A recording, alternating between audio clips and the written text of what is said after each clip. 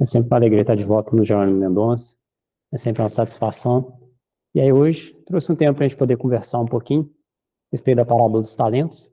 Eu vou pedir um pouquinho de paciência, ela não é uma parábola extremamente longa, mas também não é tão curtinha. Eu vou pedir para me acompanharem na leitura.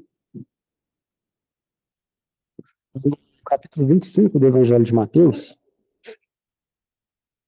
é dos versículos 13 até o 30. E é o seguinte, ela começa da seguinte forma. Porque isto é também como um homem que, partindo para fora da terra, chamou seus servos e entregou-lhes os seus bens. E a um deu 5 talentos, e a outro 2, e a outro 1, a cada um segundo a sua capacidade. E ausentou-se logo para longe. Tendo ele partido, o que recebera 5 talentos, negociou com eles e granjeou outros 5 talentos. Da mesma sorte, o que recebera 2, granjeou também outros 2. Mas o que recebera 1, foi e cavou na terra e escondeu o dinheiro do seu senhor. E muito tempo depois, veio o senhor daqueles servos e fez contas com eles. Então, aproximou-se o que recebera 5 talentos e trouxe-lhe outros 5 talentos, dizendo, Senhor, entregaste-me 5 talentos. Eis aqui outros 5 talentos que granjeei com eles. E o seu senhor lhe disse, bem está, servo bom e fiel. Sobre o pouco foste fiel, sobre muito te colocarei. Entra na alegria do teu senhor. Chegando também o que tinha recebido 2 talentos, disse, Senhor, entregaste-me 2 talentos. Eis que com eles granjeei outros 2 talentos. Disse-lhe o seu senhor, bem está, bom e fiel servo. Sobre o pouco foste fiel, sobre muito te colocarei. Entra na alegria do teu senhor. Mas chegando também o que recebera 1 talento, disse, Senhor, eu conheci-te, que és um homem duro, que ceifas onde não semeaste e ajuntas onde não espalhaste. E atemorizado, escondi na terra o teu talento. Aqui tens o que é teu. Respondendo, porém, o seu senhor, disse-lhe, mal e negligente servo, sabias que ceifo onde não semeei e ajunto onde não espalhei. Devias então ter dado meu dinheiro aos banqueiros, e quando eu viesse, receberia o meu com os juros. Tirai-lhe, pois, o talento e dai ao que tem os 10 talentos. Porque a qualquer que tiver será dado e terá em abundância. Mas ao que não tiver, até o que tem ser-lhe-á tirado.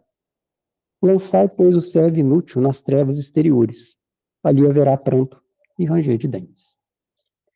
Então, essa é a parábola dos talentos. E a primeira coisa, nós sabemos o que é um talento. Antes de mais nada. E quando a gente vê essa parábola dos talentos, que um servo recebe 5, outro 2, outro 1, muitas vezes a gente fica com a impressão de que é um troquinho. De que aquele senhor foi, comprou pão, tinha algumas moedinhas, e ele pegou aquele troco e dividiu entre os servos dele. Ele falou, aqui uma moedinha para você, 2 e 5. E um talento,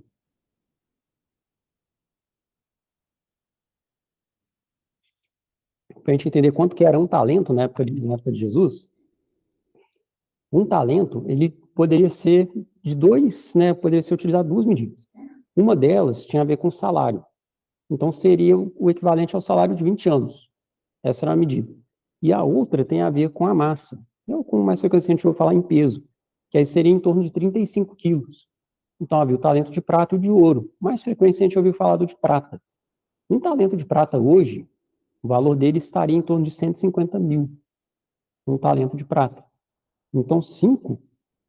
Então, o servo que recebeu mais, ele recebeu mais de 500 mil. Então, para a gente entender quanto dinheiro era um talento. E por que Jesus ele utiliza essa imagem? Principalmente quando a gente considera que ele estava falando para pescadores, pessoas que tinham pouquíssimo, pessoas que não tinham nada, pessoas miseráveis. Por que ele utiliza essa imagem? Que ele queria exatamente falar de uma quantidade inalcançável para a maioria. Se a gente fosse trazer a parábola dos talentos para hoje, a gente poderia estar falando de bilhão. A gente poderia falar, um recebeu 1 bilhão, outro 2, outro 5 bilhões. Se a gente fosse trazer para hoje, que seria a ideia de uma quantia de dinheiro que as pessoas que estavam ali na época, elas não veriam.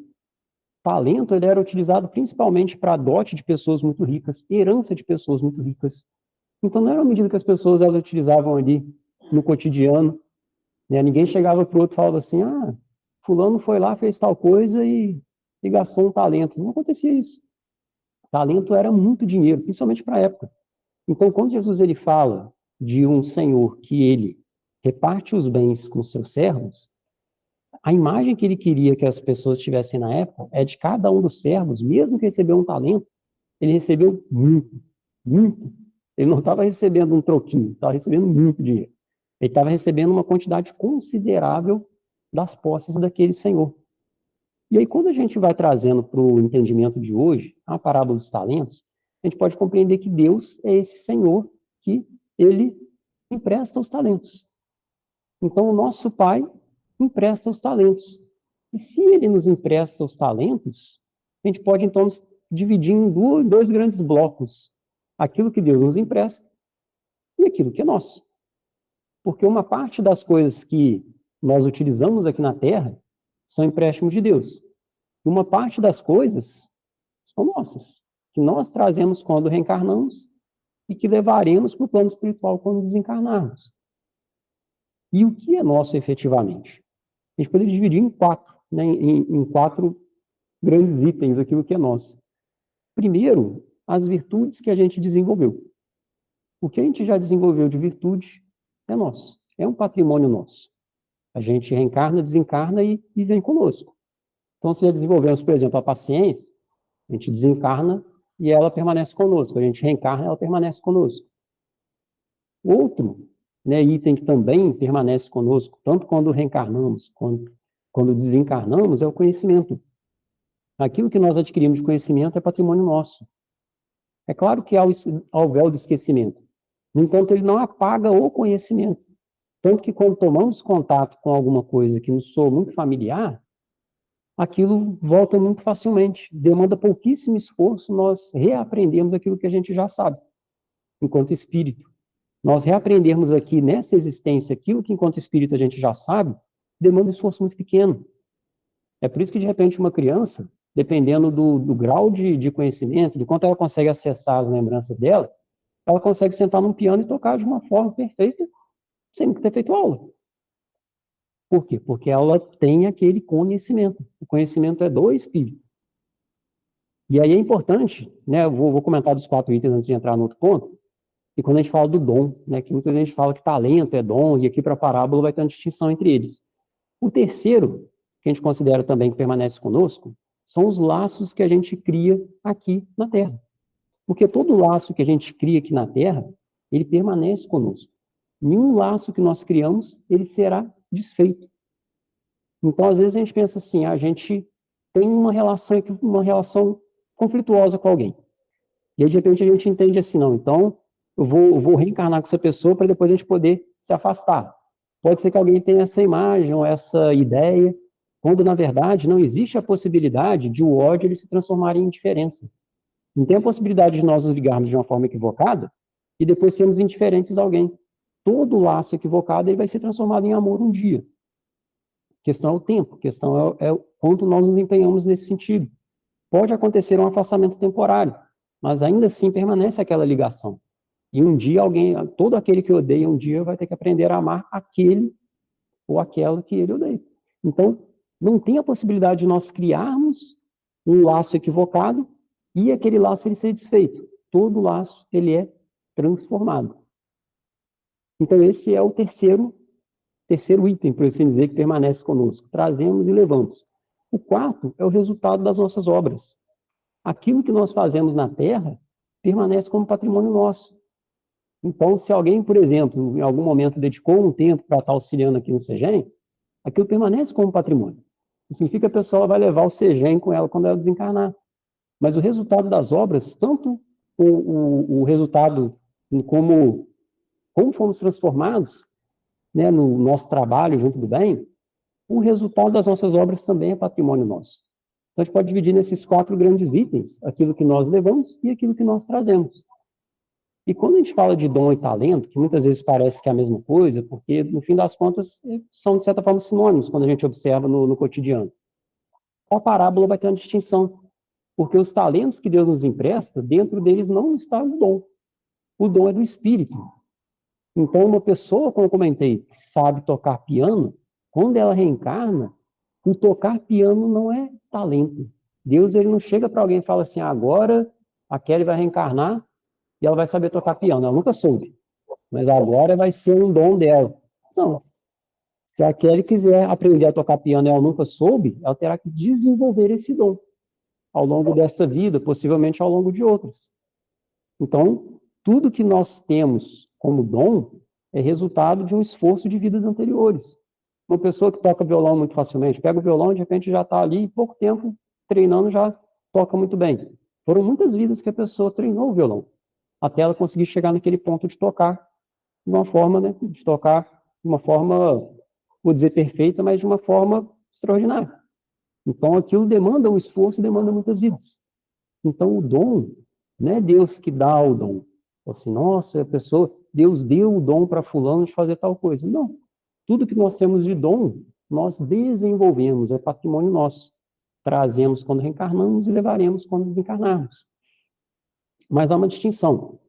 O dom é patrimônio nosso, mas sermos capazes de manifestá-lo faz parte dos talentos de Deus. Vou dar um exemplo. Imagina uma pessoa, voltando no violão, uma pessoa que várias vidas, ela tocou o violão e desenvolveu essa capacidade, e todas as vezes que ela reencarnava, ela conseguia fazer isso muito facilmente. E aquilo passou a ser o ganha-pão dessa pessoa. Então, ela reencarnava, sempre tinha a oportunidade de pegar um violão, tocava, cantava, todo mundo gostava. E pode ser que em algumas vidas, até em função da fama que a pessoa teve, aquilo tenha sido motivo de queda para ela. E aí, então, pode acontecer de uma determinada existência, aquela pessoa, ela pedir, ou então ser sugerido para ela. Falar, olha, faz o seguinte, na próxima vida, a gente vai fazer de uma forma que quando você reencarnar, os dedos vão ser meio duros, a voz, quando começar a cantar, alguém vai chegar e falar assim, Gabriel, você aceita pedidos? Fala, aceito. Não, queria te pedir para você parar. Então, vai ser mais ou menos nesse sentido. A pessoa não vai conseguir manifestar o dom que ela traz. O dom permanece. O corpo é que não é capaz de manifestar aquele dom. Por quê? Para aprender, por uma questão de aprendizado, não por uma punição. Pura e simplesmente de falar assim, não, a pessoa, ela, várias vidas ela veio daquela forma, como artista, caiu em algumas, agora ela vai ser punida. Não é simplesmente isso, é também uma questão de aprendizado. Para aquela pessoa ela aprender a desenvolver outras habilidades. De repente ela passar por outras situações que vão ensiná-la também de outras formas. Porque no fim das contas a Terra é uma grande escola. O nosso propósito, quando a gente vem aqui, é sempre um propósito de aprendizado. Então, a partir disso, a gente compreende que o corpo, ele ser capaz de manifestar o dom, aquilo faz parte dos talentos de Deus. Então, aí já entendemos que o corpo, tudo que é material, faz parte dos talentos de Deus. Porque, no fim das contas, tudo é empréstimo. Então, quando falo, por exemplo, se eu falo que esse Novo Testamento é meu, eu falo assim, ele é um empréstimo, ele está comigo. E, eventualmente, ele vai deixar de ser meu. Como eu não sei. Se, de repente, eu vou esquecer em algum lugar, vou perder, né? A gente não sabe. Se, de repente, ele vai ficar comigo, eu vou desencarnar e vou deixar ele aqui na Terra. A gente não sabe. Mas ele não é meu, porque se fosse meu, eu levaria ele comigo. No entanto, o conhecimento que ele me trouxe, ou a paz, muitas vezes, que ele me trouxe, isso permanece comigo. Então, tudo que é material faz parte dos talentos de Deus. E tudo que é material, um dia, deixará de ser nosso enquanto empréstimo, até o corpo, como nós falamos. Então, esse é o primeiro ponto. Nós conseguimos compreender que, quando falamos de talentos, e quando Jesus ele falou de uma quantidade muito grande de dinheiro para as pessoas, era no significado de Deus ele nos emprestou algo muito valioso. E o que é o muito valioso? Se a gente fosse pensar o talento como, né, um dinheiro, uma espécie de moeda, a gente poderia considerar um talento de tempo, por exemplo. Então, Deus ele nos empresta muito tempo, né?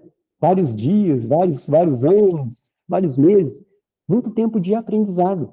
Então, esse é um talento que nós temos junto com tudo aquilo que é material que nos foi emprestado também. Então, toda condição que nós temos material é um empréstimo de Deus. E, eventualmente, nós teremos que prestar contas também. Como a gente vai chegar nesse ponto dos 3 terras. Depois eles tiveram que prestar contas. Falar o primeiro o que ele fez com 5, com 2, e o último o que ele fez com o talento. Então, tudo que é material é um empréstimo de Deus. E é importante nós termos essa dimensão do que Jesus ele queria trazer quando ele falou de talento, de que o que Deus nos empresta é muito valioso. A oportunidade de estarmos aqui encarnados e de aprendizado é muito valiosa. E é preciso termos esse olhar de que é muito valioso. Nós estarmos aqui, termos a possibilidade de aprendermos, temos a possibilidade de nos melhorarmos, porque quanto mais nós avançamos moralmente, mais nós amamos e mais felizes nós somos. Né? Esses três, eles caminham junto. A nossa evolução, a nossa capacidade de amar e a nossa felicidade. Esses três, eles caminham juntos. Então, quando entendemos quão valiosa é essa oportunidade, passamos a compreender por que Jesus falava, então, de talentos. 5, 2 e 1 talento. E mesmo aquele que recebeu menos, ainda assim ele recebeu muito. E aí um outro ponto, que é interessante, como Jesus ele fala, cada um recebeu conforme a sua capacidade. Então ele não chegou para aquele que tinha capacidade de lidar com um talento e deu 5, deu 10. Porque depois, como aquele senhor ele poderia, no acerto de contas, ele falar para aquele servo, ele falou, olha, o que você fez dos 10 talentos? Ele falou assim, mas eu não tinha capacidade para estar com esses 10 talentos, o senhor que hoje de me emprestar esse tanto de dinheiro.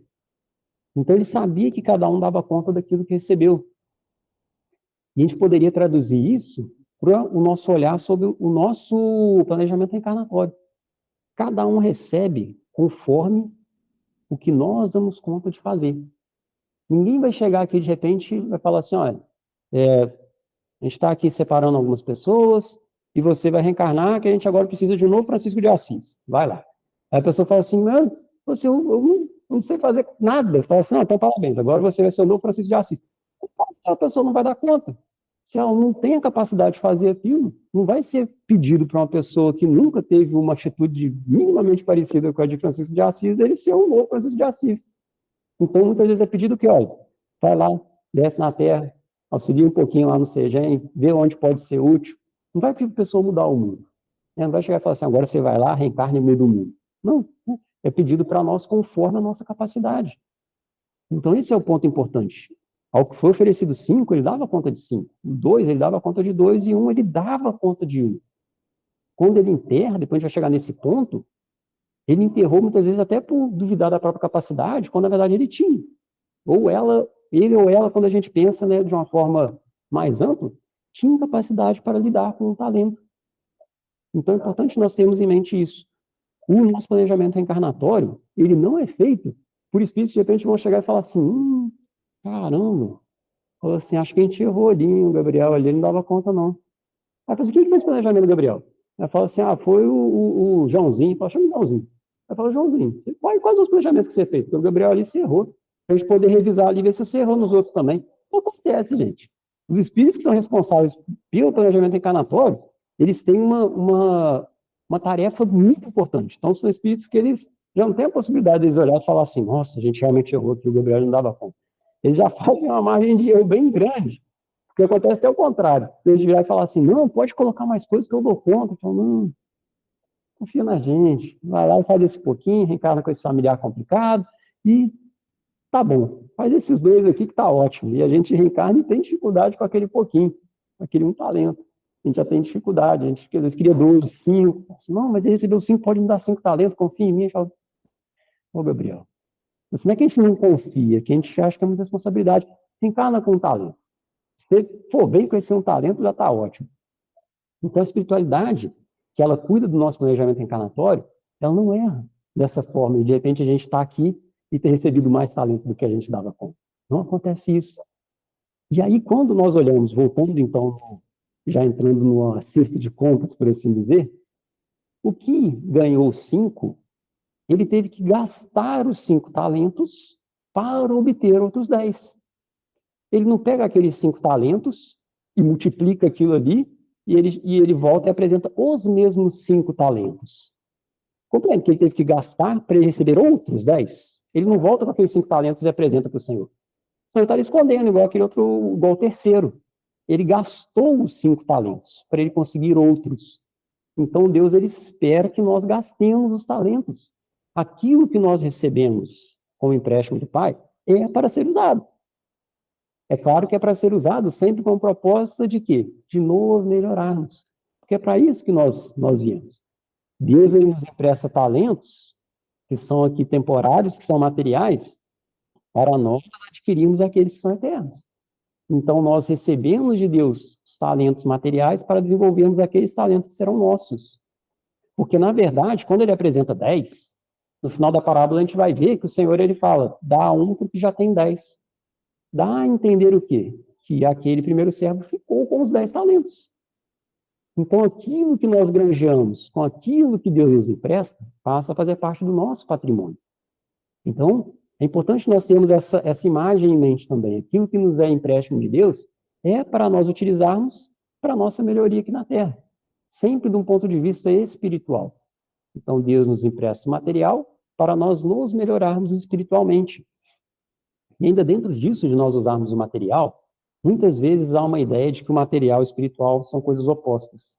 Então, o material é ruim, o espiritual é bom, e aí quando a gente, o nosso olhar ele se detém só sobre o que é espiritual é bom, se ele se detém sobre o que é material é ruim. E é uma visão muito simplista, porque aí de repente uma pessoa vai virar e falar assim, nossa, eu gosto muito de café, mas se eu tomar café, eu gosto muito, aquilo está me prendendo na matéria. Aí eu falei assim, se eu tomar todo dia, será que eu vou para o vale dos bebedores de café? Né, o vale dos cafeinados, né? Assim, será que se eu comer muito chocolate, eu vou para o vale dos chocolates? Né, porque a galera, são os vales, né? Até interessante que não tem, tipo, um morrinho, né? Não tem um morro, né? É sempre um vale, né? Tipo assim, o morro de quem todo mundo, né? Toma muito café, a serra de quem come muito chocolate, é sempre um vale, né? O pessoal não gosta muito de outras figuras geológicas, não. Mas então essa ideia de que a gente não pode usar as coisas da terra porque elas nos prendem à terra. E não é essa a mensagem que os próprios Espíritos trazem para nós, de que, qual é a ideia? De nós conseguirmos usar o que é material sem que nós sejamos escravos do que é material. A matéria deve nos servir e não o contrário. Porque se eu não tenho controle, se alguém vir para mim e fala assim, Gabriel, a gente fez um café ali, mas espera um pouquinho, que a gente vai esperar o pessoal chegar. E aí, vira as costas, eu vou lá, pego, encho um copão, estou bebendo café. Aí fala assim, Gabriel, mas a gente pediu para você esperar, fala assim, é que eu não resisti. Aí o café me domina, não sou eu que domino o café. Então, se eu consigo ter uma relação saudável com o café, eu sou capaz de esperar, e aquilo não me incomoda, não me abala. Ou mesmo que aquilo me incomode um pouco, eu fico assim, nossa, o pessoal está demorando. Fala assim, vai esfriar o café não? Porque eles estão demorando um pouco. Ainda que eu fique um pouco assim, mas eu tenha controle, já é um trabalho que está sendo feito. Se aquilo já não me abala de forma nenhuma, o trabalho já foi concluído. Então, não se trata de nós evitarmos o café porque gostamos dele. Se trata de nós termos uma relação saudável com ele. É a isso que os Espíritos nos convidam. Então, o que é material faz parte dos talentos que Deus nos empresta. É para ser utilizado, mas não é para nos escravizar. Então, o nosso olhar ele deve se deter sobre o que é espiritual. A matéria ela funciona como um meio para alcançarmos o espiritual. É por isso que a gente reencarna. Porque senão a gente ficaria só no mundo espiritual. Senão só o espiritual é bom, o material é ruim. Então a gente ficaria no mundo espiritual. Então não, o material ele é bom também. Tudo que Deus cria é bom. Nós que algumas vezes fazemos mau uso. É possível que aconteça isso. Mas tudo que Deus cria é bom. Então, quando compreendemos isso, entendemos que os talentos de Deus são para serem usados. Usamos os talentos que Deus nos empresta para adquirirmos aqueles que serão nossos. Que aí sim serão nossos e passarão a fazer parte do nosso patrimônio espiritual. Mas ainda voltando, o que recebeu 5 conseguiu 10 e apresentou para o Senhor, o que recebeu 2 apresentou 4, e o que recebeu 1 escondeu. E aí, antes da gente chegar no Senhor, também é uma imagem interessante que Jesus recorre, aquele que escondeu um talento, é interessante a gente pensar que a revolta que revolta por assim dizer, que aquele senhor teve, a gente imaginaria que ele tivesse se fosse mal utilizado aquele talento. Se chegasse aquele terceiro servidor, ele falasse assim, e o talento que eu te emprestei? Ele fala, Senhor, aquele talento eu gastei tudo em festa. Chamei os amigos tudo, a gente gastou tudo em noitada, acabou, não tem mais nada. Aí a gente entenderia que aquele senhor ia ficar indignado, porque foi mal utilizado, mas ele escondeu. E aquele senhor ele fica indignado e fala, olha, você devia ter colocado no banco para render juros. O que significa colocar no banco para render juros? Era o mínimo. Aquele senhor está falando, você devia ter feito o mínimo. Então, é claro que a gente, quando Deus nos empresta os talentos, temos a possibilidade de multiplicar muito. Aquele que conseguiu duplicar, ele utilizou muito bem os talentos que Deus emprestou. Mas ainda que ele não tivesse duplicado, se ele tivesse feito o mínimo, como na parábola, que o mínimo o que seria? Colocar no banco para render juros.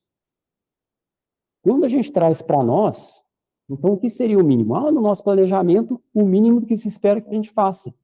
Se nem o mínimo nós fazemos, então nos enquadraremos com aquele que enterrou o talento.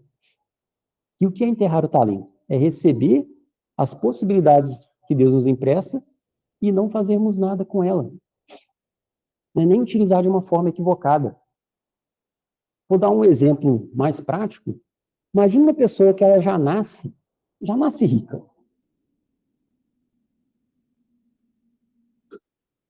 Como falei, né, do bilionário. Imagina um filho ou uma filha de um bilionário. A pessoa, literalmente, ela nasce sem precisar transpirar uma gota de suor para pagar nada do que ela vai consumir durante toda a vida. Ela pode ficar inerte, que ela tem dinheiro suficiente para pagar tudo, tudo, tudo. E se essa pessoa ela decide comprar uma casa na praia, morar na praia, e a vida dela ser isso, ela vai na praia, fica ali no mar, interage com algumas outras pessoas também, tão ricas quanto, não faz mal para ninguém, né? Não praticou nenhum mal, não fez nada negativo, não descumpriu nenhuma lei de Deus, né? Daqueles mandamentos que a maioria deles são não, não, não, não, não, não, não, né? Então a gente pega ali 7 são nãos, né? Então, não descumpriu nenhum deles, e de repente desencarna e descobre que enterrou um talento. Porque tinha muita possibilidade.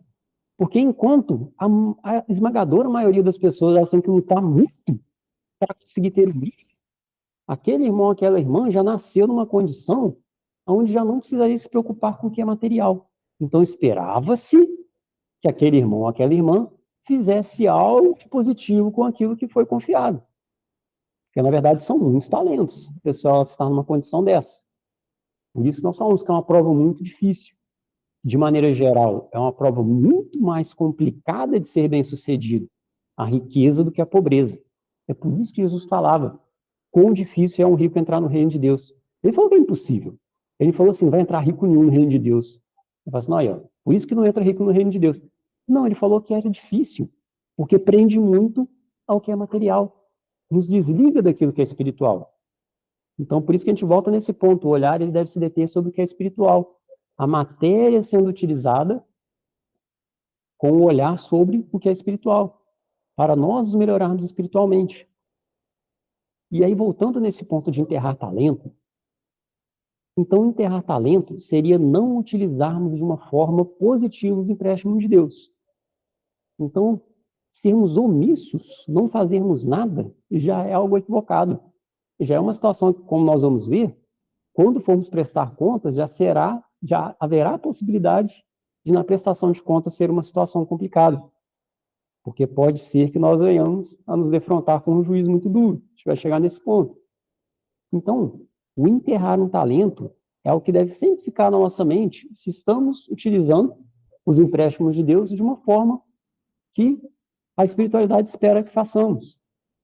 Ou, no resumo, se estamos de alguma forma cumprindo aquilo que estava no nosso planejamento.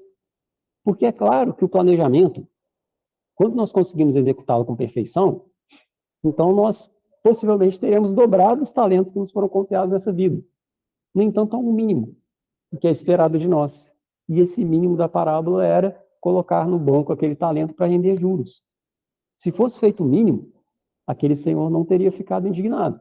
Possivelmente ele teria tido uma reação do tipo, mas o mínimo, poderia ter feito mais, poderia ter feito muito mais, mas fez o mínimo.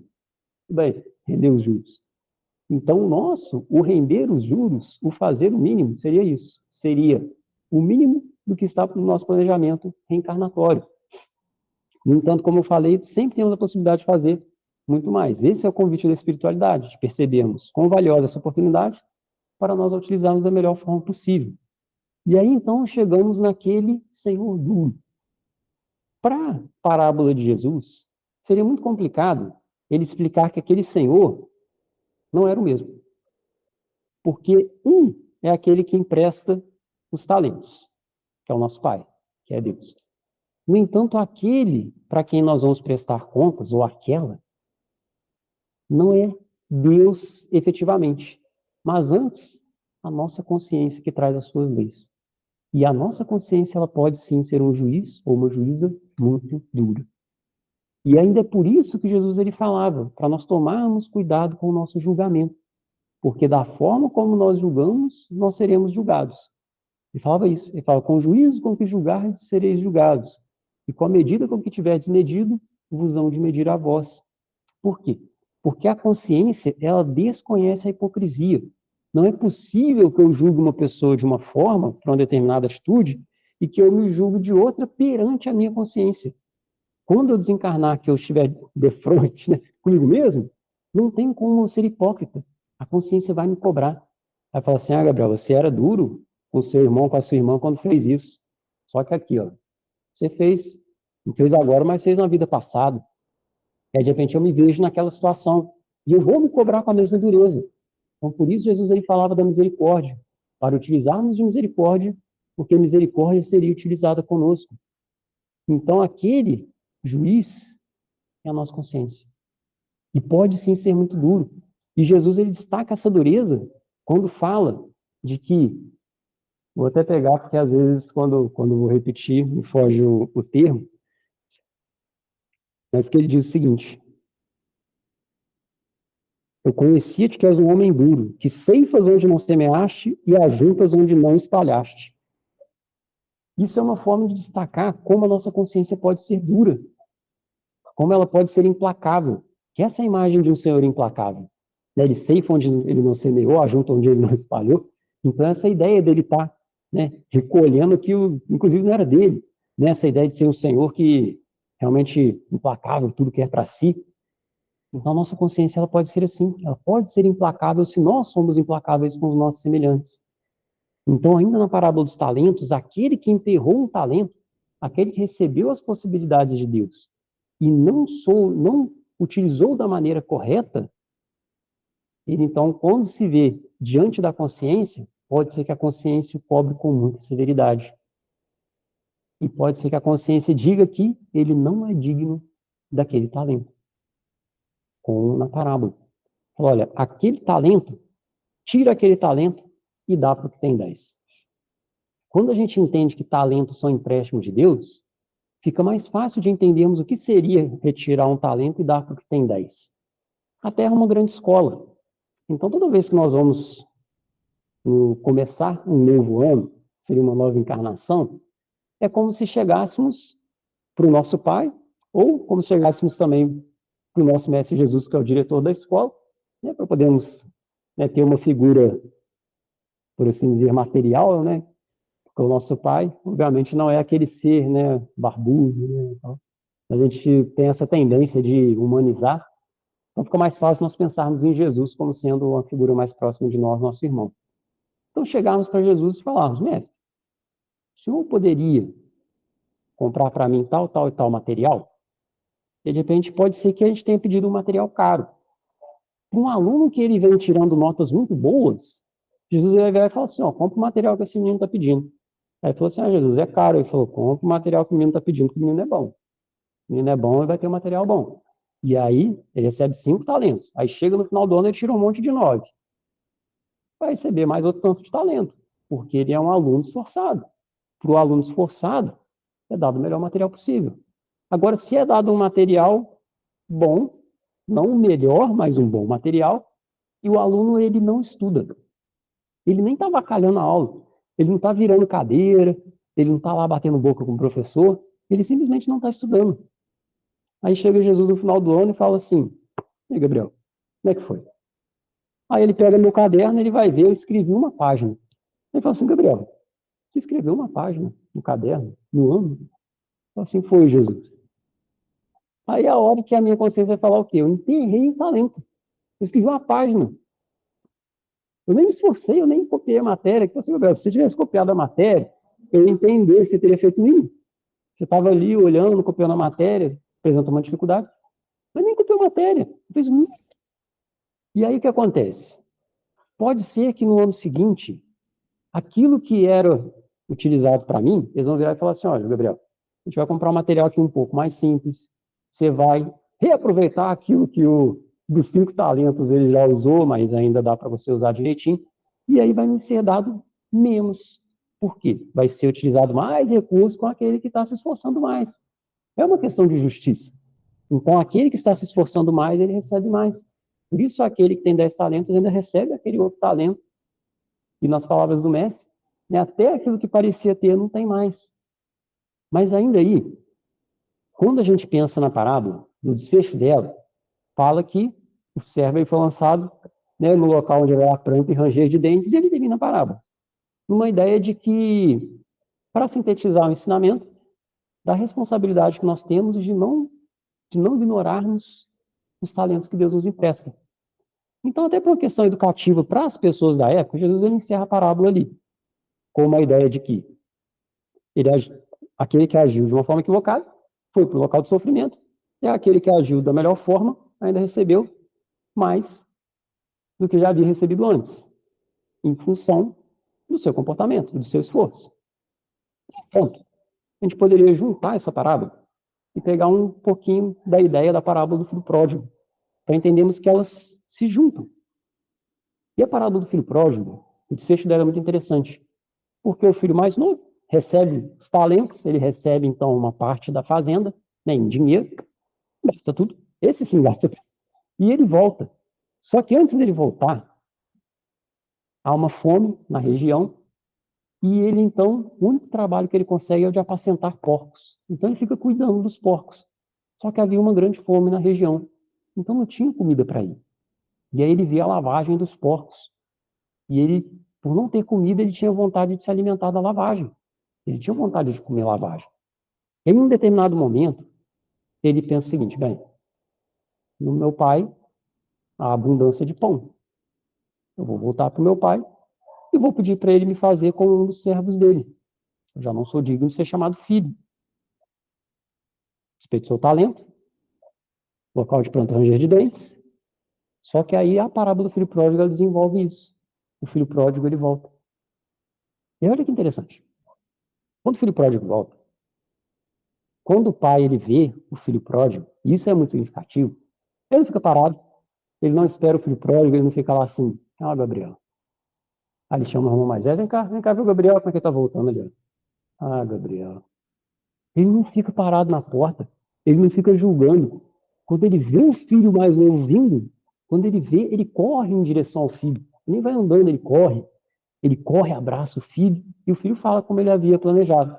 Ele fala, pequei contra o céu perante ti, já não sou mais digno de ser chamado teu filho, então me faz como um dos teus servos. E o pai não responde. Por quê? Porque não tem nada que a gente possa fazer que vai fazer com que Deus nos ame menos. Não tem. Não tem uma coisa que a gente possa fazer que de repente Deus vai virar e falar assim, ah não, Gabriel, agora não dá mais. Até aqui sai meu filho, agora vamos ver quem que vai assumir sua paternidade, se é mais meu filho não.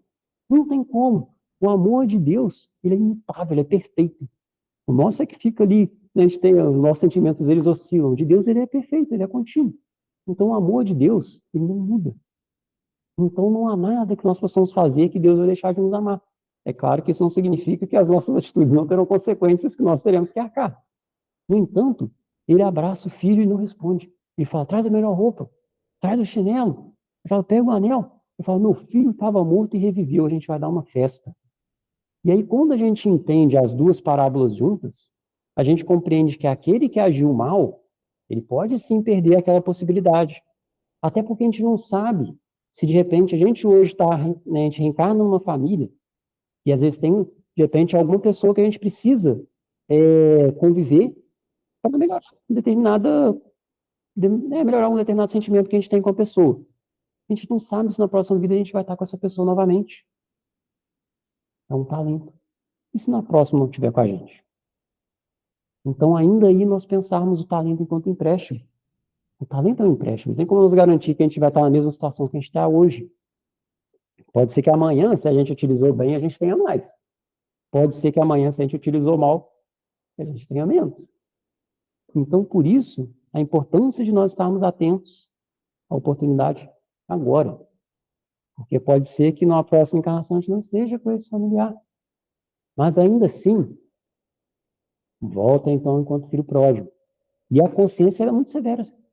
A consciência ela continua severa, porque aquele filho mais novo, se ele não sentisse que o pai poderia perdoá-lo, se ele entendesse que o pai seria duro com ele como ele é duro, ele poderia entender o quê? Eu vou ficar aqui com os porcos. E ficaria passando fome, comendo lavagem. E qual que seria a percepção do filho mais novo? Deus é injusto. Deus é injusto porque para um filho ele dá pão e para o outro ele não dá nada e o outro ele tem que comer lavagem. Se ele volta para casa, tem pão. É claro que quando a gente pensa do ponto de vista material, tem provas que são muito rudes. E, de maneira geral, as pessoas já sabiam que iam passar antes de reencarnar. Então, para algumas pessoas, pode faltar o necessário enquanto prova. E é uma prova muito rude, é uma prova muito pesada. Mas, de maneira geral, se aplicam as palavras do Mestre, de que aquele que se detém o olhar sobre o que é espiritual, Deus ele proverá o necessário.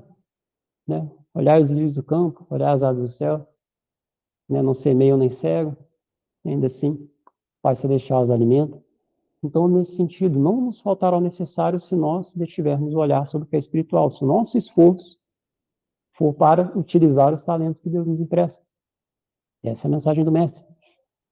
Mas ainda voltando no filho pródigo, é por ele sentir que ele pode ser perdoado que ele volta para o pai. Se ele sentisse que o pai não perdoaria, e aí não é que o pai não perdoa, é o sentimento dele, é a consciência. E aí que entra esse ponto da consciência, ela pode ser sim um juízo muito severo. No caso do filho pródigo, ele conseguiu entender e sentir que Deus sempre nos perdoa, a gente sempre pode voltar para casa. Então, aquele que utilizou mal um talento, como a gente falou, ele pode sim perder aquele talento, mas não significa que ele será despojado pela eternidade de talentos. E aí, uma outra imagem que eu acho muito interessante também, quando a gente compara essa situação, imagina que a gente tem várias pessoas que elas precisam aprender a descascar laranja. E aí Deus ele dá uma faca igual para todo mundo. Ó, aqui está uma faca, um pouquinho amolada, o suficiente para a gente não ter que fazer uma força descomunal para descascar uma laranja, mas não o suficiente para a gente conseguir se machucar muito facilmente. Pode ser que um filho ali seja meio distraído, esteja de má vontade, vai tentando descascar a laranja de qualquer jeito, e mesmo com todos os cuidados ele se corte. E aí Deus ele vai virar e falar, meu filho, vamos fazer o seguinte, vou te dar uma faca um pouco menos amolada. E aí ele continua ali e tal, e de repente, mesmo com a faca um pouco menos amolada, ele ainda tem dificuldade, acaba se cortando. E aí haverá uma tendência de recebermos facas cada vez menos amoladas. E o que significa isso? Mais esforço para descascar a mesma laranja. Aí a gente vai ver o irmão do lado, de repente ele já está com a faca de chefe, ele já está descascando laranja ali com a velocidade impressionante. A gente ali fazer uma força tremenda, a gente vai falar assim, ô pai, mas só acha isso aqui justo? Ele falou, mas se eu te der essa faca, você vai arrancar um dedo. É porque ele desenvolveu a capacidade para lidar com essa faca. E aí está ali descascando um montão de laranja, Deus falou assim, a gente vai descascar esse laranjal inteiro aqui, porque a gente vai fazer suco para a terra inteira. Ele falou, pessoal, descascando laranja, e a gente está ali com muita dificuldade, fazendo muita força, e ainda ali é justo. É justo e é caridoso da parte de Deus, porque senão a gente vai estar se cortando toda hora.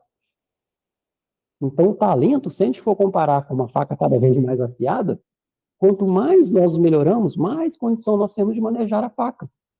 E aí, aquele que aprendeu até um ponto que é considerado suficiente para aquele momento, pode chegar a Deus e falar assim, meu filho, agora você já está descascando a laranja direitinho, agora vai lá ajudar a picar tomate.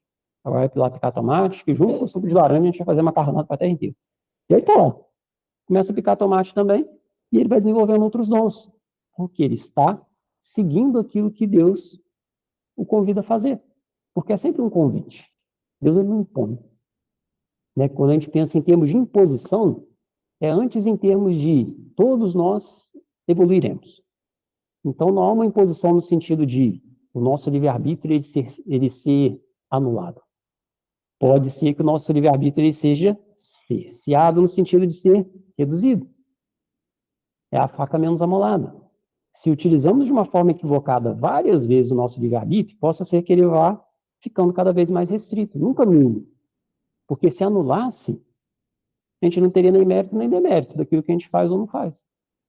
Então, nunca o livre-arbítrio é nulo, mas pode acontecer dele ser reduzido como um gesto de caridade para nós.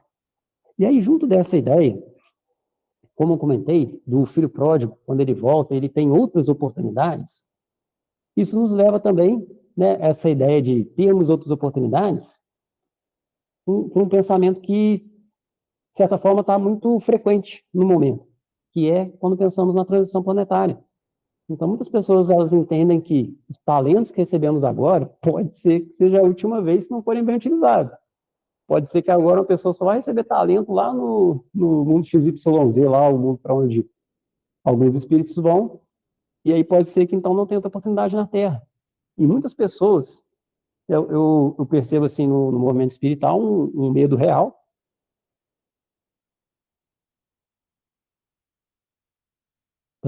das pessoas elas serem convidadas a se retirarem da escola.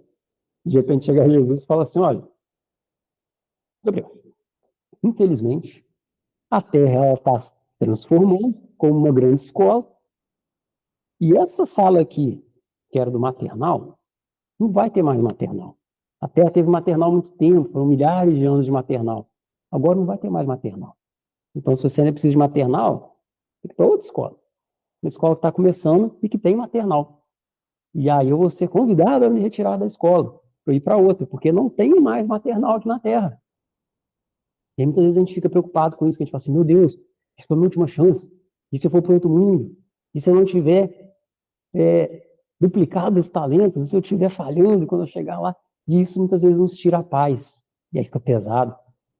E o mestre ele já falou, o fardo dele é leve. Então, se o fardo ele está pesado, é porque o fardo não é do mestre. O fardo do mestre é leve.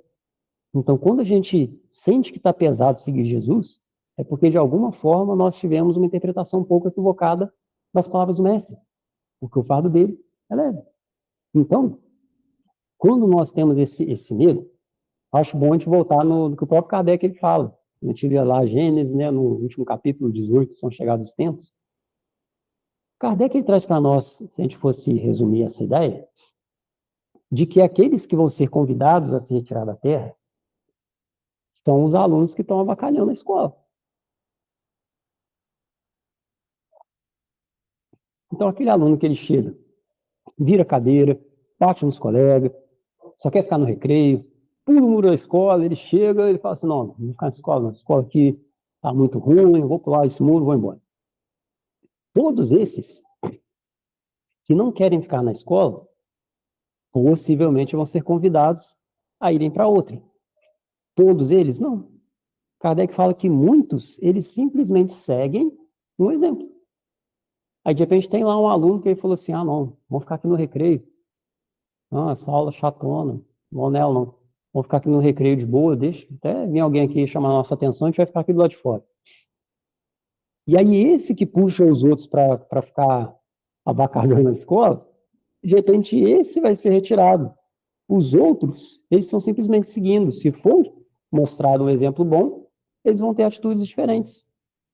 Então, de maneira geral, quando nós pensamos, nós que já temos a proposta de seguirmos Jesus, de maneira geral, não somos alunos que estamos virando cadeira, que a gente só está ficando no recreio, que a gente está ignorando os professores. O que muitas vezes acontece é de nós falharmos em determinados conteúdos. De repente, tem uma matéria que a gente tem muita dificuldade. Aí chega ali, de repente, a pessoa fala assim, nossa, física não tem jeito, física é muito difícil. A gente senta lá na cadeira, aí tem aula de física, aí chega no final do ano, a gente não passa. A gente, Jesus, está muito difícil, Jesus. Eu estou me esforçando, não estou conseguindo passar. E fala, calma, eu estou vendo o seu esforço. Vou fazer o seguinte, vou colocar aqui uma pessoa que sabe muito física para ir contigo e te ajudar, já que essa disciplina está muito difícil. Aí ela vai estar ali sentada do seu lado, vai te ajudar, vai estudar contigo para você conseguir passar nessa matéria. Então, se há um esforço nosso em aprender, a gente vai continuar. Não é porque a gente repete que a gente vai ser desligado da escola.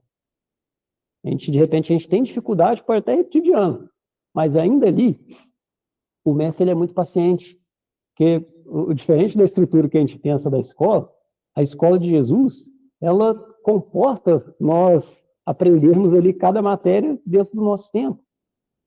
É claro que se não há esforço nosso de aprendizado, aí realmente fica muito difícil de nós permanecermos na escola. Mas então, para a escola do mestre, O esforço é muito valioso. Tanto quando a gente vai ver no Evangelho segundo o Espiritismo, a gente vai ver que reconhece o verdadeiro espírita pela sua transformação moral e pelos esforços que faz em domar as suas más inclinações. Então, o esforço é muito valioso. Não somos medidos pelo êxito. A gente vai falar assim, não, só vai ficar na Terra quem for bem-sucedido.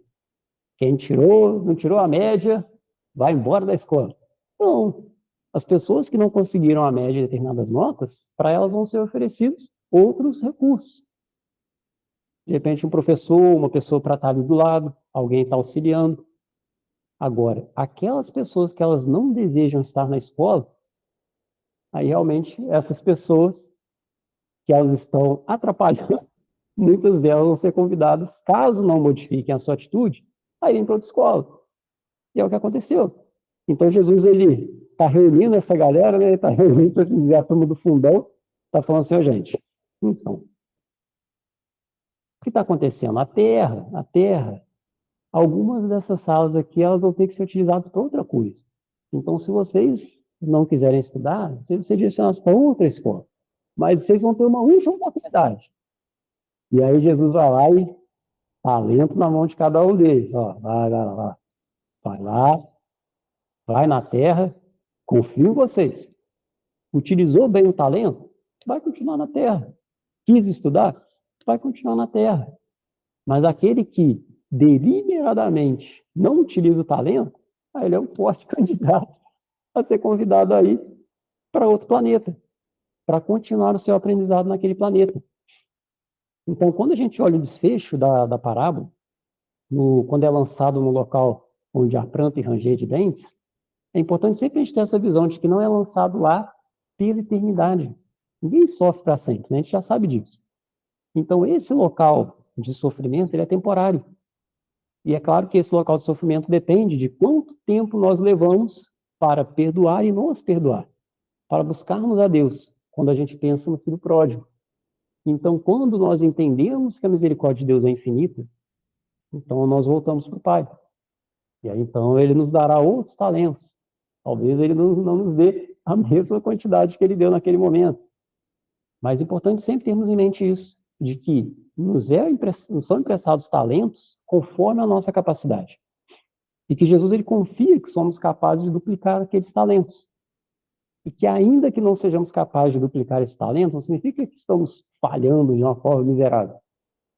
Significa apenas que não fizemos tudo o que podíamos. Mas se há um esforço nosso em utilizar bem aqueles talentos, então pelo menos o mínimo a gente vai ter feito.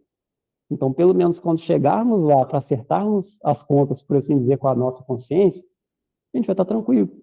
A gente fala assim, não, pelo Jesus, não consegui tanta coisa, mas os juros eu consegui, Jesus. Então tá bom, Gabriel, vai lá, continua a sua caminhada.